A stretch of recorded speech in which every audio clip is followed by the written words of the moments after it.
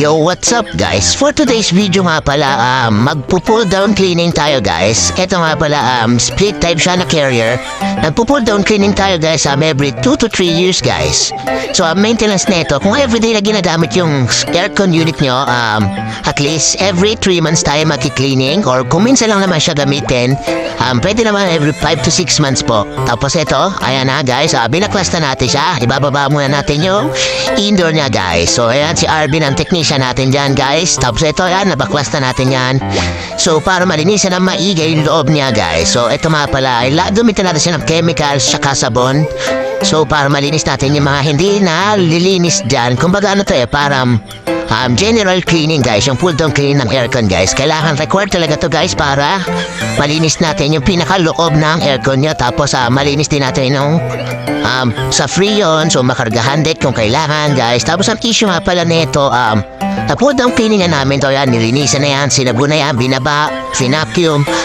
Lumamig siya guys, pero ito, yung tinanggal namin dito yung fan motor guys. Napansin namin dito yung fan motor niya guys, mahina na siya, so defective na yung fan motor niya agad guys. So yan, isa yan sa dapat iniingatan pag nililinisan yan. Dapat yan hindi yan nababasa guys. So humina yan. So ang nangyari, for replacement na talaga yung fan motor niya guys.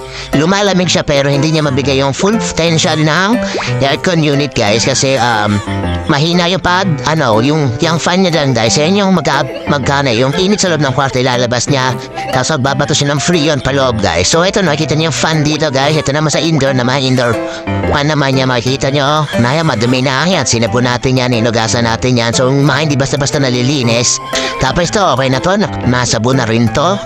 Nabuga na rin ng chemical siya, nalinisan natin yan, harap likod na yan guys. So ito na, pati mga filter or fan case, ayan, binaklas natin yung baba, lahat yan guys, pagka pull down cleaning guys. So ayan, kita niyo na yung filter, malinis na po. Ayan na, tapos binoblower na natin yan guys. Syempre bago ikabit para walang natulo.